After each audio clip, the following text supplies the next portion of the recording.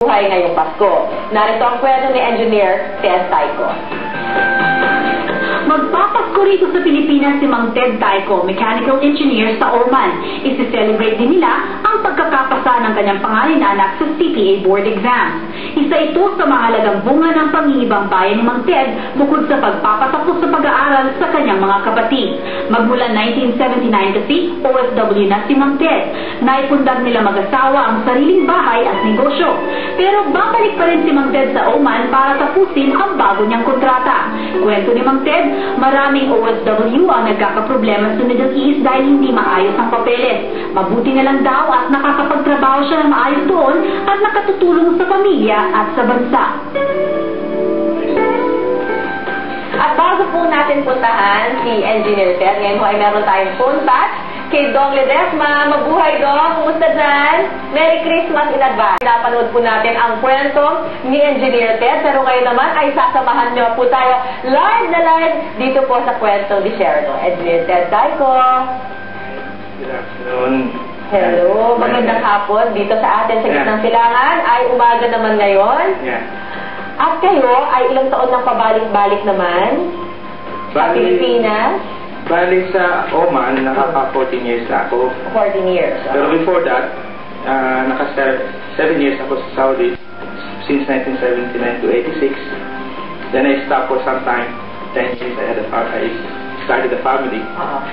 Tapos yun, 96 ulit, umalis ulit ako hanggang ngayon. Pero hindi naman taon-taon ay nakaka-uwi kayo para sa Pasko? So far, maganda yung nakuha kong kontrata. Noong nasa head office ako, I go home every 6 months tuwing na buwan ng uwi ko. Maganda. Then, nung 2002, na-destino ako sa desierto, nagsimula na yung every 3 months na pag-uwi ko. So, madalas-dalas na. Madalas-dalas. Pero, hindi lahat ng, kumbaga, ngayon lang yan. Ngayon lang gumandang inyong, kumbaga, kontrata na nakaka-uwi kayo ng madalas. 1970s, yung pinakamalungkot yung Pasko, sabi niyo kanina.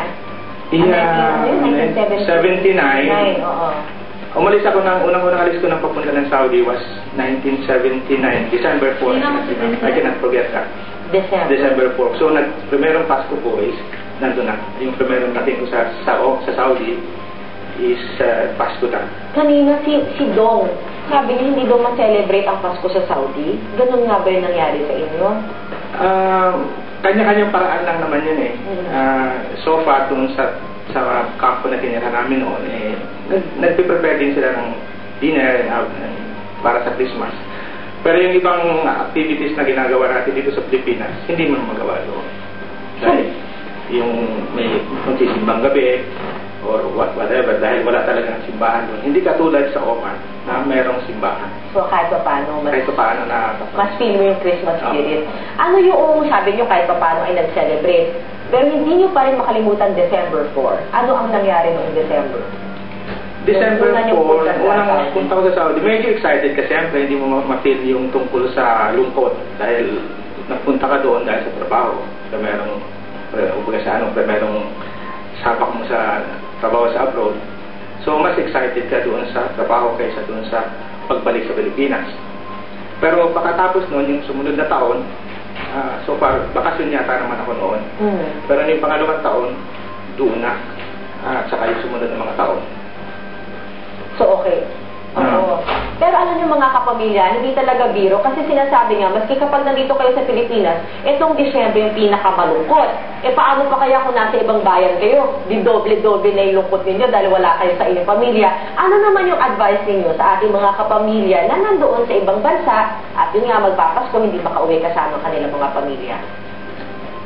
Basta pag nandun ka sa Middle East, isipin mo na lang na kasama mo pa rin ang mga kamag-anak mo, kapamilya mo, mga kaanak at saka ang asawa mo, kahit na malayo sila. Mas maganda pa nga ngayon dahil meron na tayong mga internet and other things. Sumantala nung araw, kailangan mo pang pumunta doon sa phone station para lang makatawag sa Pilipinas. Sa ngayon, accessible na lahat yung mga facilities. So, hindi na ganun kalungkot? Hindi na ganun kalungkot. Tinanong natin kayo si Maylin, ano ang Christmas wish niya? Kayo naman, Engineer Ted, ano ang Christmas wish ninyo? Ang wish ko lang sana laging healthy yung family ko at saka yung mga Yung mga kamag-anak ko na nandun din sa Oman. May mga kapatid kasi ako sa Oman na nagtatrabaho doon. Anyway, sana matupad ang inyong wish. Stay healthy. Yeah. Alam mo lahat tayo yan talaga, health is wealth. Pero, alagaan yung health nyo ha, kasi hindi na tayo bumabata. Para makauwi kayo. At mga kapamilya, eto, iba't ibang mga alternatibong pagkain, pang Noche Buena naman. Kaya ito, ang ihahatid namin sa inyo, kaya wala pong iwanan. At yan lamang po kayo, magbabalik pa rin po ang Kwentong Disyerto. Kasama pa rin po natin si Engineer Ted at Maylene, pero bago po natin sila balikan, eto may makakausap po tayong kapamilya, Romeo Navidad, mula po sa Alcobar, Saudi Arabia. Hi, Romeo! It was really a great pleasure to be there na naging charge sa kanilang magandang celebration sa Pasko kagabi. Actually, annual po yun na ino-organize ng mga Filipino community sa Zamil Aircon. Now, I just want to mention, I just want to refer to the tungkol kay Dong Ledesma ng Riyadh, na sabi niya na nahihirapan siya celebrate ng Pasko or hindi siya nakakapag-celebrate ng Pasko. Well, I think Dong Ledesma, nagtrabaho siya sa Saudi 25 years, then 25 years siguro hindi siya makapag-celebrate kasi very strict talaga dito sa Saudi. Now at this time hindi na ito mahirap dahil kahit na mga Muslim, mga Arabo, nag-greet pa nga sila ng Christmas, ng Merry Christmas sa amin. Then, so, pabor ko yan ngayon sa mga Pilipino na hindi talaga makakapag-celebrate sa Pasko kahit nandito sa Saudi Arabia. Siguro depende rin talaga sa employer mo, no? Kung yung employer mo talagang supportive naman na pwede ka mag-celebrate. No? Yes, yes. Isa din po yan sa magandang pabor para sa mga Pilipino. Pero to make it short, lahat na po ng mga Pilipino na nandito sa Saudi Arabia ay nakakapag-celebrate naman sa ng Pasko. Tulad ng sinabi ng bisita niyo dyan, si Engineer, na kanya-kanyang paraan. Kaya alam mo naman ang Pilipino magparaan. So, kung gusto mo malungkot ang Pasko mo, kung gusto mo maging malungkot yung Pasko mo, malungkot yung kung hindi ka makikipag-join sa mga kasamahan mo. Tama, totoo yan. Salamat sa iyo, Romeo, ha? Ayan, ha? Kumbaga, tayo mga Pilipino, gawa ng paraan na maging masaya ang ating Pasko. At Merry Christmas sa inyo dyan. Kasama pa rin po natin ang ating dalawang balikbayan na team na Maylene at Engineer Ted. Hi! Ulit. At eto nga, kanina nakita natin ang mga inihain pang Noche Buena.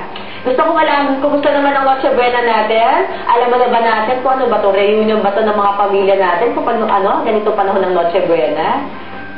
Engineer.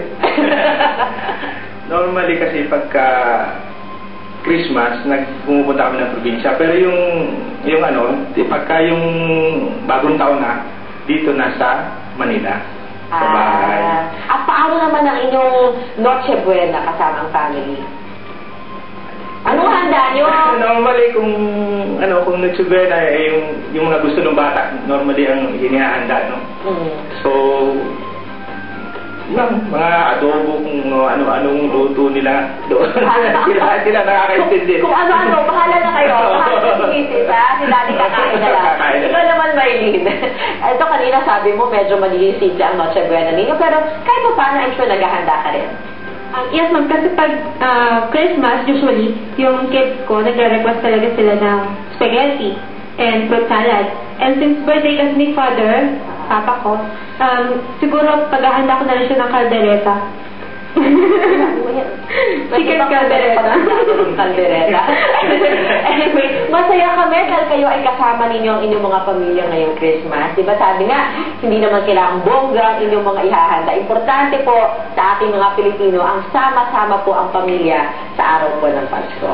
So, Merry Christmas sa inyo. Samantala ito, pera at Pasko